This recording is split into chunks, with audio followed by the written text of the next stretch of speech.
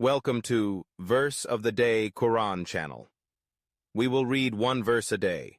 Surah Al-An'am, verse 152, Sahih International Translation.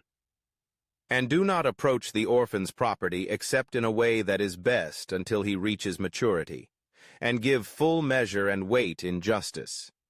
We do not charge any soul except with that within its capacity, and when you speak, be just, even if it concerns a near relative, and the covenant of Allah fulfill. This has He instructed you that you may remember. Tafsir of Ibn Kathir on Surah Al-An'am, verse 152. In the Tafsir of Ibn Kathir for this verse, do not approach the orphan's property except in a way that is best until he reaches maturity. This means that one should not take anything from the wealth of orphans or mishandle it. The exception is to manage or invest it for their benefit in a way that is best, ensuring that the property grows or is used wisely until the orphan reaches an age of maturity where they can handle their own affairs.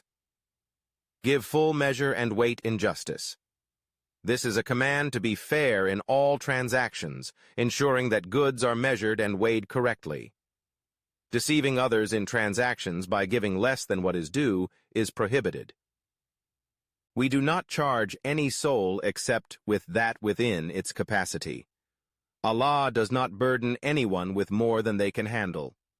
This principle extends to financial dealings, justice in speech, and the handling of orphans' wealth. And when you speak, be just, even if it concerns a near relative. This requires people to be honest and just in all testimonies and statements, even if it involves a close relative. The obligation to speak truthfully and uphold justice overrides personal biases and familial bonds.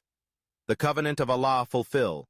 This means adhering to the obligations and promises that one makes with Allah, including fulfilling His commands and observing moral conduct. Conclusion: these instructions are part of a broader set of moral and ethical guidelines in Islam that emphasize fairness, justice, and the protection of vulnerable individuals, such as orphans. Allah instructs believers to be mindful and just in their dealings, and these guidelines are meant to encourage reflection and adherence to divine commandments. If you found this explanation enlightening, consider sharing it with others and subscribing for more insights into the Quran. May Allah guide us all to the light of faith and knowledge.